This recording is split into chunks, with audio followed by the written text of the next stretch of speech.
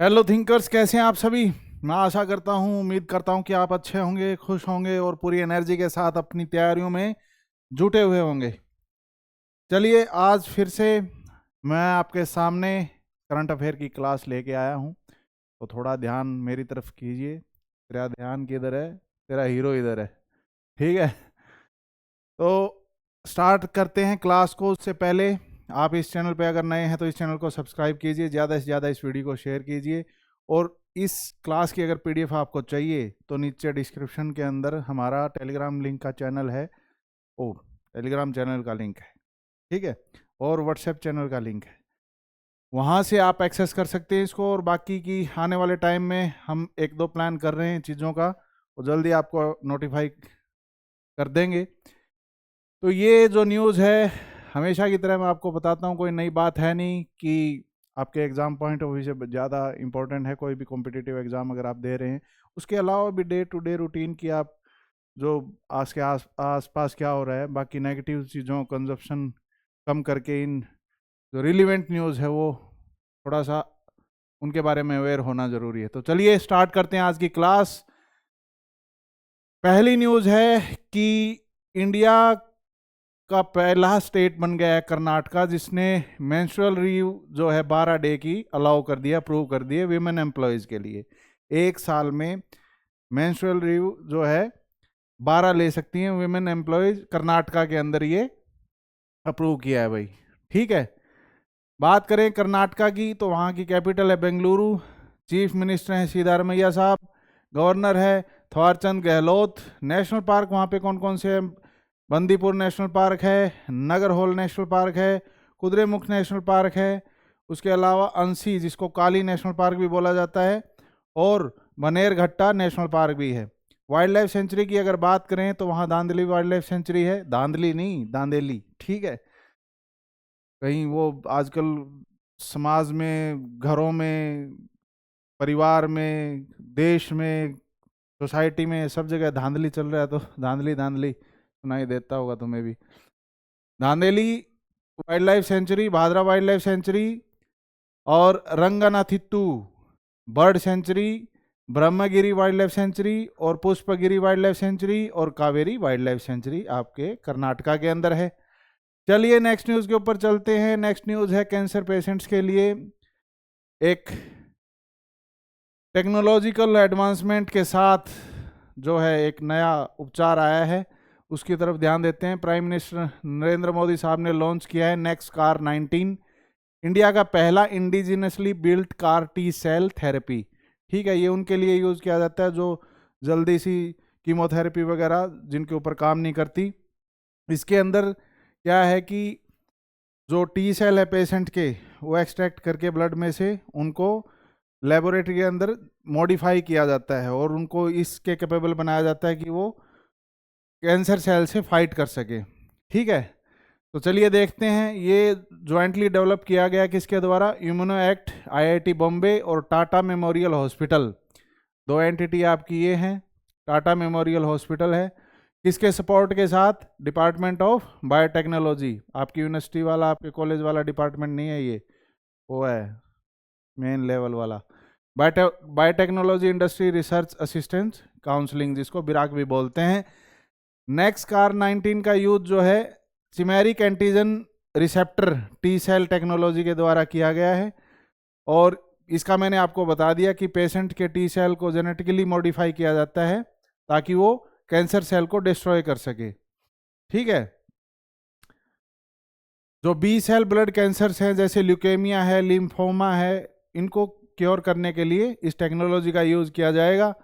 और ये मैंने आपको बता दिया था, जो पेशेंट्स कीमोथेरेपी या रेडिएशन थेरेपी जो से रिस्पॉन्ड नहीं कर पाते, उनके अंदर ये ज़्यादा हेल्पफुल होगी। प्रोसेस क्या रहेगा इसमें? एक्सट्रैक्ट करेंगे टी सेल पेशेंट के अंदर से, इंजीनियरिंग होगी, उसके ऊपर मॉडिफिकेशन होगी टी सेल की कार, ताकि वो एक्सप्रेस कर सके कार्स को टारगेट करने के लिए, किसको? कैंसर स्पेसिफिक एंटीजन को, ठीक है। मल्टीप्लिकेशन होगी, फिर उन टी सेल को फर्दर मॉडिफाइड जो सेल है उनको मल्टीप्लाई किया जाएगा और बाद में पेशेंट के अंदर इंजेक्ट कर दिया जाएगा, ठीक है। चलिए नेक्स्ट न्यूज़ हमारी है COP30 का मेन फोकस जो है क्लाइमेट एडेप्टेशन के ऊपर हो गया है। कॉप ऑफ एडेप्टेशन इसका नाम इसलिए दिया गया है। कॉप की बात करें तो कॉन्फ्रेंस ऑफ पार्टी, यानी 30th conference, 30th conference of parties. Parties कौन? ये बीजेपी, कांग्रेस और अपनी रीजनल पार्टीज नहीं, जो इंटरनेशनल जो नेशंस हैं, ठीक है, अलग अलग नेशंस जो हैं, जो कि पार्टीज है किसकी? UN FCC, United nation framework convention on climate change की पार्टीज जो नेशंस है, ठीक है, उनकी मीटिंग होने जा रही 30 तारीख को। और अब की बार वाली जो मीटिंग में खास बात यह है कि जो क्लाइमेट या फिर डिफॉरेस्टेशन का मिटिगेशन के ऊपर अब तक जो बात चल रही थी, अब उससे शिफ्ट होके अब हम एडेप्टेशन पे बात करेंगे कि हाल फिलहाल की जो दशा है, हाल फिलहाल जो परिस्थितियां, उनको कैसे कंट्रोल किया जाए, ठीक है। फर्दर एक स्टेप आगे तो बाद में जाएंगे बोले। तो ये जो समिट है वो ब्राज़ील के अंदर, बेलम के अंदर नवंबर 2025 में होगी, और इसका मेन फोकस रहेगा एग्जिस्टिंग जो क्लाइमेट इम्पैक्ट है, जैसे फ्लड, ड्रॉट्स वगैरह और राइजिंग सी लेवल्स के ऊपर। लगभग 35 कंट्रीज जो है, इंडिया जिसके अंदर इंक्लूड है, सपोर्ट करती हैं 1.3 trillion annual adaptation finance road map को, जो कि कॉप ऑफ एडेप्टेशन इसलिए इसको बोला गया है कि ताकि ज़्यादा से ज़्यादा जो फाइनेंशियल असिस्टेंस दी जाए, और ताकि जो ये कंट्रीज़ हैं ये टारगेट्स को मीट कर सके, ठीक है। तो इसी के लिए अलग अलग कंट्रीज को सजेशन दिया गया नेशनल एक्शन प्लान्स को रिजिलियंट बनाने के लिए, ताकि एक स्ट्रेटेजी ऐसी बिल्टअप हो सके, कुछ रोड मैप ऐसा तैयार किया जाए कि ये जो टारगेट्स हैं वो मीट हो जाए। तो अलग अलग कंट्रीज़ के अलग अलग NAPs हैं, नेशनल एक्शन प्लान्स हैं। अगर हमारी बात करें तो उसमें इंडिया का NAPCC यानी national action plan on climate change, जो कि लॉन्च हुआ था 2008 के अंदर, ये मिशन जो है सस्टेनेबल एग्रीकल्चर का, वाटर कंजर्वेशन का, प्रोटेक्शन ऑफ हिमालयन इकोसिस्टम का, इसी के अंदर इंटीग्रेट है, इस प्लान के अंदर ही भाई। तो हम भी निरंतर काम कर रहे हैं, और हम इसीलिए जो एडेप्टेशन के लिए 1.3 ट्रिलियन डॉलर जो बांटे जाने एनुअली, उसको हम सपोर्ट करते हैं। दो भाई, पैसा दो। चलिए next, India host first BIMSTEC India marine research network conference to strengthen blue economy cooperation. जो बीमस्टेक है ये इंटरनेशनल ब्लॉक है जो आपके बे ऑफ बंगाल के आसपास जितने भी कंट्रीज हैं जो अपने आसपास हैं, मान लो नेपाल हो गया, श्रीलंका हो गया, म्यांमार हो गया, बांग्लादेश हो गया, और इंडिया खुद भी हो गया। तो ये कुछ नेशंस हैं, इनका ब्लॉक है, जिसकी फुल फॉर्म अगर मैं बताऊं, bay of Bengal initiative for multi sectoral technical and economical cooperation, ठीक है। तो इसके साथ जो पहला बार हम होस्ट कर रहे हैं इस कॉन्फ्रेंस को, ये एक biennial BIMSTEC India marine research network की कॉन्फ्रेंस है। बाइनियल मतलब 2 साल में एक बार होती है। पहली बार हम इसे होस्ट किया कर रहे हैं, और ये कोची के अंदर होगा। नवंबर 4 से 6 हो गई होगी अब तक तो, ठीक है। और जो ब्लू इकोनॉमी है, यानी जो बे ऑफ बंगाल का जो रीजन है, जो ओशन का रीजन है, उसके अंदर क्या फिशिंग स्ट्रेटजी क्या है, कितना अलाउड है, कितना नहीं, और सिक्योरिटी और सारी चीज़ों का इस कॉन्फ्रेंस में सब चीज़ों के ऊपर ध्यान दिया जाएगा। बीमरेन लॉन्च हुआ था 2024 में। बीमरेन यही है, कुछ भटक मत जाना, BIMSTEC India marine research network को बीमरेन बोल दिया, ठीक है। ये 2024 में लॉन्च किया था मिनिस्ट्री ऑफ एक्सटर्नल अफेयर ने गवर्नमेंट ऑफ इंडिया के द्वारा। और ये इंस्टीट्यूशनल कोलैबोरेशन को प्रमोट करता है, किसके थ्रू? जो रिसर्च ग्रांट्स के थ्रू, और जो PhD फेलोशिप है इंडिया और बीमस्टेक रिसर्च इंस्टीट्यूशन के अंदर, उनके थ्रू, ठीक है। तो कुछ हो सकता है कि आपके कुछ खोपड़े में घुसी हुई बात, जनरली आपको ये याद रखना है कि COP30 क्या है, ठीक है। फिर उसमें जैसे जिक्र आया UNFCCC, वो क्या है, और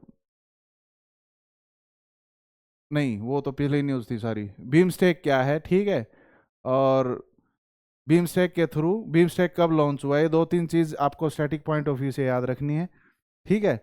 और मेनली हमारा क्या टारगेट अभी है, और क्या हम इनिशिएटिव ले रहे हैं, और इस जो ये पहली बार हम जो ये कॉन्फ्रेंस होस्ट कर रहे हैं, इसके अंदर इसकी क्या इम्पोर्टेंस है, ये बस सारी चीज़ें। जनरली आपको शायद हो सकता है कि ऑब्जेक्टिव क्वेश्चन में कम हेल्प करे आपको, ज़्यादा से ज़्यादा क्या है आपको फुल फॉर्म पूछ लेगा, ठीक है, कब लॉन्च हुई ये पूछ लेगा। लेकिन जो रीजनल जो टाइज हैं कंट्रीज़ के साथ, डिप्लोमेटिक टाइज हैं, उनको कैसे बिल्डअप करके रखना है, कैसे डायलॉग्स के साथ जियोपॉलिटिक्स को एनहांस इम्प्रूव किया जाता है, उसमें आपको कहीं अगर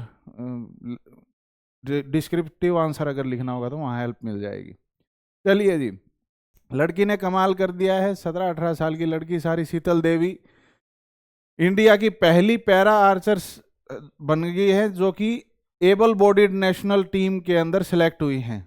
मतलब ये आपको मैं इस लड़के के बारे में बताया भी था न्यूज़ के अंदर कि ये एक बाय बर्थ जो है फोकोमिलिया एक डिजीज से जो है ये ग्रस्त हैं, जिसमें ये एक तरीके की रेयर कॉन्जेनिटल कंडीशन होती है जिसमें आर्म्स जो है शुरू से ही डेवलप नहीं हो पाती। फिर भी ये लड़की जो है एक बहुत ज़्यादा गजब आर्चरी करती हैं और काफ़ी सारे मेडल इन्होंने जीते हैं। अब जो एशिया कप होगा 2025 में, कहाँ पे, सऊदी अरेबिया के अंदर, जेदा के अंदर, दिसंबर में, वहाँ ये जो विमेंस की टीम है कंपाउंड टीम कैटेगरी के अंदर शामिल होके फाइट करेंगी। तो ये पहली ऐसी लड़की बन गई हैं जो इस तरीके से एबल बॉडीड नेशनल टीम के अंदर सेलेक्ट हुई हैं, ठीक है। और बात करें सिलेक्शन ट्रायल्स की, तो ये हुए थे 3 से 6 नवंबर के बीच, कहाँ पे, sports authority of India national centre for of excellence, जो कि सोनीपत हरियाणा में है, ठीक है। ये आप याद रखेंगे कि जो sports authority of India national centre of excellence कहाँ पे है, सोनीपत में। ये कई बार पूछ लिया जाता है, ठीक है। इसमें 60 एबल बॉडीड लोगों ने, आर्चर्स ने जो है कम्पीट किया था, उसमें शीतल देवी 3rd नंबर पे आई हैं, ठीक है। इनके अलावा इनके साथ कौन है, तेजल राजेंद्र साल्वे और वैदेही हेमचंद्रा जाधव, ये 2 लड़कियां और हैं भाई, ठीक है। चलिए, नेक्स्ट न्यूज़ है कि जो नेशनल लीगल सर्विस डे है वो 9 नवंबर को मनाया जाता है। बस इतनी बात याद रखनी, ज़्यादा लाग लपेट के चक्कर में नहीं पड़ना और कोई कस्में वादे याद नहीं रखने, बस ये बात याद रखनी कि नेशनल लीगल सर्विस डे जो है 9 नवंबर को ऑब्जर्व किया जाता है। नेक्स्ट न्यूज़ है world science day for peace and development 2025 कब ऑब्जर्व किया जाता है, 10 नवंबर को, ठीक है। और जो थीम है यूनेस्को सेलिब्रेशन की world science day for peace and development की अब की बार, वो है trust, transformation and tomorrow, the science we need for 2050। मतलब आगे अभी जो डेवलपमेंट है, अभी जो एडवांसमेंट हम लेके आ रहे हैं साइंस का यूज़ करके, वो आगे कितनी कारगर सिद्ध होगी और आगे कितनी सेफ रहेगी, ये ज़्यादा याद रखना जरूरी है, ठीक है। वो आप न्यू नहीं कह सकते कि मन्ना के पोत्यादन करना है, पोत्यादन भाई अगली जो पीढ़ी है वो भी अच्छे तरीके से जी पाए। अभी रिसेंटली आप देखिए कि कितना AQI इंडेक्स जो है बहुत ज़्यादा बेकार दिल्ली का चल रहा है, इवन हिसार तक भी, पूरे हरियाणा में ये मार लगी हुई है। इंडिया के तो बहुत सारे शहर बहुत पोरली परफॉर्म कर रहे हैं इस चीज़ के अंदर। और कल एक और बुरी खबर हमें सुनने को मिली, दिल्ली के अंदर लाल किला के पास बम ब्लास्ट हो गया और जो उसमें एक्सपायर हुए लोग, उनके प्रति हमारे, उनके परिवार के लिए हमें बहुत बहुत सांत्वना है। भगवान उनको ताकत दे ये दुख सहने की। और ऐसे जो टेररिस्ट माइंडसेट के लोग हैं, इवन जो पढ़े लिखे लोग हैं, वाइट कॉलर टेरर जो स्कैंडल एक तरीके से बोला जाता है जिसको, वो ज़्यादा आजकल इन्वॉल्व हो रहे हैं, उनका माइंड जो है वॉश कर दिया जाता है। इससे पता चलता है कि पढ़ाई लिखाई आपको एक तरीके से रिजिलियंट और एक फर्म पर्सनैलिटी शायद ना दे पाए। हाँ, वो हेल्पफुल हो सकती है, बट आपका जो डे टू डे रूटीन है, आपके जो संस्कार है, आपकी जो आसपास का चाल चलन है, वो ओवर द ईयर्स में आपके अंदर इनकलकेट होता है। ऐसे नहीं कि आप पढ़ लिए तो आप कुछ गलत नहीं कर पाएंगे या करेंगे नहीं। उस न्यूज़ में आप जैसे आप पढ़ेंगे आपके पास वो आई भी होगी न्यूज़। तो मतलब बहुत बड़ा स्कैंडल, एक तरीके से लगभग 360 किलो और 2900 किलो के आसपास, बल्कि मैं बोलूँगा, विस्फोटक बनाने की सामग्री उनके पास मिली और भी हथियार काफ़ी सारे मिले हैं। बड़ा ही कोई प्लान था। इवन गुजरात से लेकर जम्मू कश्मीर और फरीदाबाद पूरा सिस्टम जो है, रैकेट जो है, उसको पकड़ा है। अभी तो चल ही रहा है, देखते हैं क्या होता है। तो तब तक सेफ रहिए भैया। आसपास कोई ऐसी गतिविधि देखें आप जिससे आपको कोई भी शक, कोई भी ऐसी बात लगे कि हाँ ये चीज़ तो नॉर्मल नहीं है, तो प्लीज़ जो लॉ एनफोर्समेंट एजेंसीज हैं उनको, पुलिस को या किसी को भी, सीआईए वालों को कैसे भी आप इन्फॉर्म करें। ठीक है, चलिए वापस आते हैं न्यूज़ के ऊपर। जो ये कॉन्फ्रेंस है साइंस वाली, जो ये ऑब्जर्व करते हैं इसको, वर्ल्ड साइंस डे को, पीस एंड डेवलपमेंट के लिए, ये पहली बार 1999 में जो है हुई थी, और international council for science UNESCO के द्वारा कोऑर्डिनेट की गई थी। और कहाँ हुई थी? हंगरी के अंदर। चलिए नेक्स्ट न्यूज़ है, डेविड जाली को अवार्ड मिला है, बुकर प्राइज अवार्ड। उनकी नॉवल, एक फिक्शन नॉवल है फ्लैश करके, उसमें उनको जो है अवार्ड मिला है। ये कैनेडियन हंगेरियन ब्रिटिश ऑथर है डेविड जेली, और उनको ये 2025 का बुकर प्राइज अवार्ड मिला है फिक्शन नॉवल के लिए, जिसका नाम है फ्लैश। आपको ये याद रखना है, जिसके अंदर ये एक हंगेरियन जो सिटीजन है उसकी जो लाइफ का डे टू डे रूटीन का स्ट्रगल है, वो कैसे इमोशनली चैलेंज्ड होके, मतलब कैसे उस अपने आप को समेटता है फिर उठता है। ठीक है, वो सारी चीज़ें इसके अंदर, इस नॉवल के अंदर है। और ये अनाउंसमेंट कब हुई, कहाँ हुई? ओल्ड बिलिंग स्टेट लंदन के अंदर, नवंबर 10 2025 के अंदर भाई।